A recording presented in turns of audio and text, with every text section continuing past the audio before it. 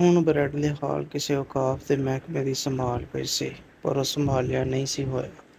ਉਹਦੀ ਸੱਜੀ ਹਿੱਕ ਨਾਲ ਲੋਕਾਂ ਕਬਜ਼ੇ ਕਰ ਕੇ ਭੈੜੇ ਚੰਗੇ ਕੋਠੇ ਛੱਤ ਲਏ ਸਨ ਤੇ ਹਾਲ ਦੇ ਸੋਹਣੇ ਮੁਹਾਂਦਰੇ ਨੂੰ ਵਿਗਾੜ ਛੱਡਿਆ ਸੀ।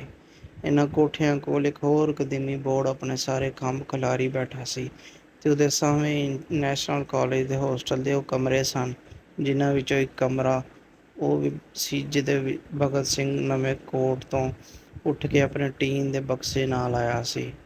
ਉਹਨੂੰ ਉਹ ਕਮਰਾ ਸਾਹਵੇਂ ਦਿਸੀ ਜਾਂਦਾ ਸੀ, ਪਰ ਉੱਥੋਂ ਤੀਕਰ ਅੱਪੜਨ ਵਾਲੀਆਂ ਪੌੜੀਆਂ ਨੂੰ ਇੱਟਾਂ ਦੀ ਇੱਕ ਕੰਧ ਮਾਰ ਕੇ ਬੰਦ ਕਰ ਦਿੱਤਾ ਗਿਆ ਸੀ। ਇਹ ਹੋਸਟਲ ਵੀ ਉਜੜਿਆ ਪਿਆ ਸੀ, ਢਹਿ ਜਾਣ ਦੇ ਨੇੜੇ ਸੀ।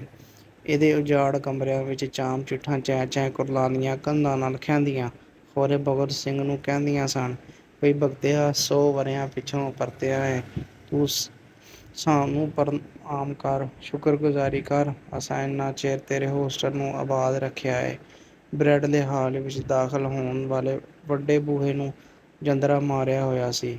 ਪਾਸੇ ਵਾਲੇ ਬੂਹੇ ਕੁਝ ਭੀੜੇ ਹੋਏ ਸਨ ਤੇ ਕੁਝ ਨੂੰ ਕੁੰਡੀਆਂ ਲੱਗੀਆਂ ਹੋਈਆਂ ਸਨ।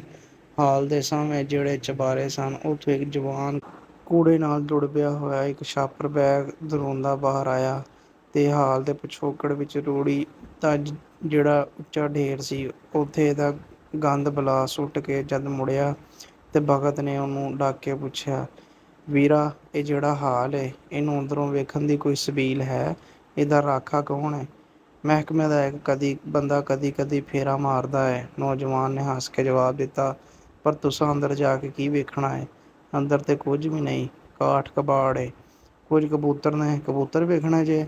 ਕੁਝ ਡਿੱਗੀਆਂ ਢੱਠੀਆਂ ਕੋਠੜੀਆਂ ਨੇ, ਉਹਨਾਂ ਵਿੱਚ ਨਸ਼ਈ ਲੰਮੇ ਪਏ ਹੁੰਦੇ ਨੇ। ਗਲੀਆਂ ਦੇ ਕੁੱਤੇ ਵੀ ਰਾਤੀਂ ਆ ਸੌਂਦੇ ਨੇ। ਸਭੂ ਜੰਦਰਿਆਂ ਦੀਆਂ ਚਾਬੀਆਂ ਉਸੇ ਬੰਦੇ ਕੋਲ ਹੁੰਦੀਆਂ ਨੇ, ਜਿਹੜਾ ਕਦੀ ਫੇਰਾ ਮਾਰਦਾ ਏ। ਉਂਝ ਅੰਦਰ ਕੁਝ ਵੀ ਨਹੀਂ। ਉਹ ਨੌਜਵਾਨ ਖਾਲੀ ਛਾਪਰ ਬੈਗ ਖੜਕਾਂਦਾ ਆਪਣੇ ਕੋਠੇ ਵੱਲ ਟੁਰ ਪਿਆ।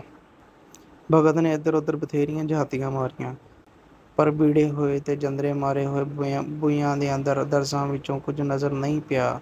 ਉਹਨੇ ਸੋਚਿਆ, ਮੈਨੂੰ ਭਾਵੇਂ ਸੰਨ ਲਾਣੀ ਪਵੇ, ਮੈਂ ਹਾਲ ਦੇ ਅੰਦਰ ਜ਼ਰੂਰ ਜਾਣਾ ਏ। ਬੇਸ਼ੱਕ ਪੁਲਿਸ ਫੜ ਲਏ, ਨਾਲੇ ਮੈਂ ਕਿਹੜਾ ਪਹਿਲੀ ਵਾਰੀ ਫੜੀ ਕਤਨਾ ਏ। ਤਦ ਉਹਦੇ ਅੰਦਰ ਇੱਕ ਮੁਨਾਦੀ ਜਿਹੀ ਹੋਈ, ਇੱਕ ਨੌਬਤ ਵੱਜੀ, ਭਗਤਿਆ, ਸੂਰਜ ਡੁੱਬਣ ਨਾਲ ਤੂੰ ਵੀ ਓੜਕ ਡੁੱਬ ਜਾਣਾ। ਇਹ ਕਿਹੜਾ ਤੇਰਾ ਜਿਉਂਦਾ ਜਾਗਦਾ ਹਯਾਤੀ ਦਾ ਸਾਹ ਲੈਂਦਾ ਜੁੱਸਾ ਏ। ਤੂੰ 100 ਵਰ੍ਹੇ ਪਹਿਲਾਂ ਦਾ ਸੜ ਬਲ ਕੇ ਸਵਾਹ ਹੋ ਚੁੱਕਾ ਏ। ਤੂੰ ਹੁਣ ਉਸ ਮਿੱਟੀ ਦਾ ਇੱਕ ਬਾਵਾ ਏਂ, ਜਿਹਦੇ ਵਿੱਚ ਤੇਰੀ ਸਵਾਹ ਰਲ ਗਈ ਸੀ। ਸੂਰਜ ਡੁੱਬਿਆ ਤੇ ਇਸ ਬਾਵੇ ਨੇ ਫਿਰ ਮਿੱਟੀ ਹੋ ਜਾਣਾ ਏ। ਮਾਟੀ ਘੋੜਾ ਤੇ ਮਾਟੀ ਆ ਸਵਾਰ, ਅਖੀਰ ਮਿੱਟੀ ਵਿੱਚ ਮਿੱਟੀ। ਜੋ ਕਰਨਾ ਏ ਛੇਤੀ ਕਰ, ਕਾਹਲੀ ਕਰ, ਏਦੋਂ ਪਹਿਲਾਂ ਕਿ ਤੂੰ ਫਿਰ ਮਿੱਟੀ ਹੋ ਜਾਵੇਂ, ਸੂਰਜ ਨਾਲ ਡੁੱਬ ਜਾਵੇਂ। ਹਾਲ ਦੇ ਪਿਛੋਕੜ ਵਿੱਚ ਕੂੜੇ ਤੇ ਗੰਦ ਬਲਾ ਦੀ ਰੂੜੀ ਇੱਕ ਟਿੱਬੇ ਹਾਰ ਉੱਚੀ ਹੁੰਦੀ ਜਾਂਦੀ ਸੀ। ਉਹ ਰੂੜੀ ਜਿੱਥੇ ਉਹ ਨੌਜਵਾਨ ਕੂੜਾ ਸੁੱਟ ਕੇ ਗਿਆ ਸੀ। ਡੱਬ ਖੜੱਬਾ ਉਹਨੂੰ ਸੁੰਘਦਾ ਤੇ ਖੋਤਰ ਕੇ ਖਾਣ ਵਾਲੀ ਕੋਈ ਸ਼ੈ ਲੱਭਦਾ ਇੱਕ ਇਹ ਜਿਹੇ ਬੂਹੇ ਕੋਲ ਅੱਪੜ ਗਿਆ, ਜਿਹੜਾ ਅੱਧਾ-ਪਚੱਧਾ ਰੂੜੀ ਵਿੱਚ ਦੱਬਿਆ ਹੋਇਆ ਸੀ। ਇਸ ਬੂਹੇ ਦੇ ਕਵਾੜਾਂ ਵਿਚਕਾਰ ਜਿਹੜੀ ਵਿੱਥ ਸੀ, ਉਹਦੇ ਵਿੱਚੋਂ ਬੰਦਾ ਕੁਆਸਾ ਹੋ ਕੇ ਅੰਦਰ ਵੜ ਸਕਦਾ ਸੀ। ਭਗਤ ਇੱਕ ਬਾਗ਼-ਹਾਰ, ਛੈਲ-ਛਬੀਲਾ ਤੇ ਅੱਖਰਾ ਸੀ। ਉਹ ਬੜੀ ਆਸਾਨੀ ਨਾਲ ਕੁਆਸਾ ਹੋ ਕੇ ਹਾਲ ਅੰਦਰ ਦਾਖ਼ਲ ਹੋ ਗਿਆ। ਜਿਹੜੇ ਬਾਲਪਣੇ ਦੇ ਦਿਹਾੜੇ ਹੁੰਦੇ ਨੇ, ਤਦ ਹਰ ਸ਼ੈ ਬਹੁਤ ਵੱਡੀ ਜਾਪਦੀ ਏ। ਰਾਹਾਂ ਲੰਬੀਆਂ ਲੱਗਦੀਆਂ ਨੇ ਤੇ ਨਿੱਕੀ ਜਿਹੀ ਉਚਿਆਈ ਵੀ ਪਹਾੜ ਦਿਸਦੀ ਏ। ਇੰਜ ਬਰੈਡਲੇ ਹਾਲ ਵੀ ਬੇਹਿਸਾਬ ਲੱਗਦਾ ਹੁੰਦਾ ਸੀ, ਜਿਵੇਂ ਇੱਕ ਰੜਾ ਮੈਦਾਨ ਹੋਵੇ। ਪਰ ਹਾਲ ਅੰਦਰ ਪੈਰ ਪਾਇਆ ਤੇ ਹਰਿਆਣੀ ਨਾਲ ਉਹਦਾ ਮੂੰਹ ਖੁੱਲ੍ਹ ਗਿਆ ਤੇ ਇੱਕ ਬੁੱਤਹਾਰ ਖਲੋਤਾ ਹੀ ਰਹਿ ਗਿਆ। ਬਰੈਡਲੇ ਹਾਲ ਤੇ ਹੁਣ ਵੀ ਬੇਹਿਸਾਬ ਲੱਗਿਆ, ਬੇਅੰਤ ਲੱਗਾ, ਪਹਿਲਾਂ ਨਾਲੋਂ ਵੀ ਵੱਡਾ ਜਾਪਿਆ।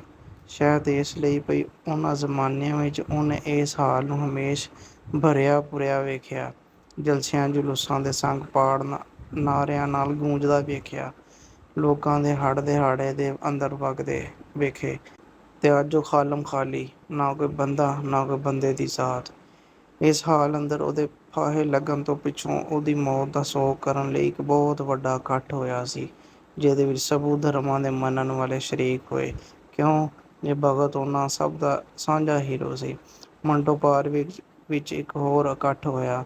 ਮੌਲਾਨਾ ਜ਼ਫ਼ਰ ਅਲੀ ਖਾਂ ਨੇ ਉਹਦੀ ਸ਼ਹੀਦੀ ਸ਼ਾਨ ਉੱਤੇ ਇੱਕ ਨਜ਼ਮ ਪੜ੍ਹੀ ਤੇ ਫਿਰ ਉਹਦੇ ਲਈ ਦੁਆ ਕਰਵਾਈ। ਉਂਝ ਉਹ ਮਜ਼ਹਬ ਧਰਮ ਦਾ ਵੀ ਬਾਗੀ ਸੀ। ਉਹਨੇ ਆਪਣੇ ਇੱਕ ਮਜ਼ਮੂਨ ਮੈਂ ਖੁਦਾ ਕੋ ਕਿਉਂ ਨਹੀਂ ਮਾਨਤਾ ਵਿੱਚ ਇਸ ਇਨਕਾਰ ਬਾਰੇ ਬਹੁਤ ਦਲੀਲਾਂ ਦਿੱਤੀਆਂ ਸਨ। ਪਰ ਉਹਦੇ ਸੋਗ ਵਿੱਚ ਇਕੱਠੇ ਹੋਣ ਵਾਲੇ ਲੋਕਾਂ ਨੂੰ ਇਸ ਇਨਕਾਰ ਦੀ ਕੁਝ ਚਿੰਤਾ ਨਹੀਂ ਸੀ। ਹਿੰਦੂ, ਸਿੱਖ, ਮੁਸਲਮਾਨ ਉਹਦੇ ਇਸ਼ਕ ਵਿੱਚ ਇੰਜ ਗੁੰਨੇ ਹੋਏ ਸਨ ਜਿਵੇਂ ਚੂਰੀ ਵਿੱਚ ਰੋਟੀ, ਘਿਓ ਤੇ ਖੰਡ ਸ਼ੱਕਰ। ਜਿਹਦੇ ਲਈ ਲੋਕ ਦੁਆ ਕਰਨ ਉਹ ਬੇਸ਼ੱਕ ਰੱਬ ਨੂੰ ਨਾ ਮੰਨੇ, ਪਰ ਰੱਬ ਤੇ ਉਹਨੂੰ ਮੰਨਦਾ ਏ ਨਾ, ਇਸ ਲਈ ਦੁਆ ਜਾਣੇ ਤੇ ਰੱਬ ਜਾਣੇ। ਡੱਬ ਖੜੱਬਾ ਫਰਸ਼ ਤੇ ਕੁਝ ਦੇਰ ਬੀਬਾ ਬਣ ਕੇ ਬੈਠਾ ਰਿਹਾ। ਫਿਰ ਉਹ ਇੰਜ ਵਿਹਲਾ ਬਹਿ ਬਹਿ ਕੇ ਅੱਕ ਗਿਆ। ਉਹਦਾ ਮਾਲਕ ਖੌਰੇ ਕਿਹੜੀਆਂ ਸੋਚਾਂ ਦੇ ਛੂਹ ਸਮੁੰਦਰਾਂ ਵਿੱਚ ਡੁੱਬਿਆ ਹੋਇਆ ਸੀ। ਉਹ ਜ਼ਰਾ ਮੌਜ ਮੇਲਾ ਕਰਨ ਲਈ ਪੋਲੇ ਪੈਰੀਂ ਉਹਨਾਂ ਕਬੂਤਰਾਂ ਵੱਲ ਵਧਿਆ ਜਿਹੜੇ ਜ਼ਰਾ ਪਰਾਂ ਫਰਸ਼ ਤੋਂ ਦਾਣਾ ਦੁਨਕਾ ਚੁਗ ਰਹੇ ਸਨ। ਉਹ ਵਧਿਆ ਤੇ ਚੁੱਪ ਚੁਪੀਤੇ, ਪਰ ਜਦੋਂ ਉਹਨੇ ਉਹਨਾਂ ਨੂੰ ਫੜਨ ਲਈ ਝਪੱਟਾ ਮਾਰਿਆ ਤੇ ਕਬੂਤਰ ਸਾਰੇ ਦੇ ਸਾਰੇ ਤੈਰ ਕੇ ਉੱਡ ਗਏ। ਡੱਬ ਖੜੱਬਾ ਬੜਾ ਦਿਲਗੀਰ ਜਿਹਾ ਹੋ ਗਿਆ।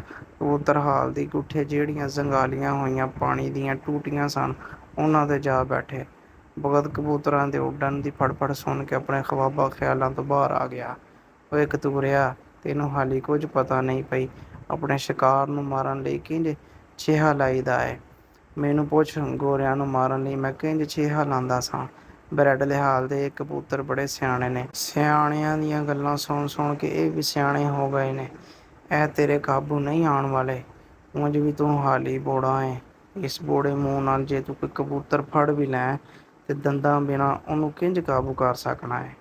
ਉਹਦਾ ਇੱਕ ਅੱਧਾ ਖੰਭ ਤੇਰੇ ਮੂੰਹ ਵਿੱਚ ਰਹਿ ਜਾਣਾ ਤੇ ਬਾਕੀ ਕਬੂਤਰ ਨੇ ਉੱਡ ਪੁੱਡ ਜਾਣਾ। ਚੱਲ ਫਿਰ ਕੁਝ ਪੈਂਡਾ ਕਰੀਏ, ਮੇਲੇ ਨੂੰ ਚੱਲੀਏ। ਹਾਲੀ ਤੇ ਪੂਰਾ ਲਾਹੌਰ ਵੇਖਣਾ ਏ। ਸੂਰਜ ਡੁੱਬਣ ਤੋਂ ਉਗਦੋਂ ਅਸਾਂ ਉਹਨਾਂ ਥਾਵਾਂ ਦੀ ਯਾਤਰਾ ਕਰਨੀ ਏ ਜਿੱਥੇ ਮੈਂ ਛੇਹਾ ਲਾਈ ਸੀ ਮੂਰਖਾਂ ਨੂੰ ਮਾਰਨ ਲਈ। ਸੂਰਜ ਡੁੱਬਣ ਤੋਂ ਪਹਿਲਾਂ ਪਹਿਲਾਂ। ਭਗਤ ਟੁਰ ਪਿਆ, ਪਿੱਛੇ ਡੱਬ ਖੜੱਬਾ।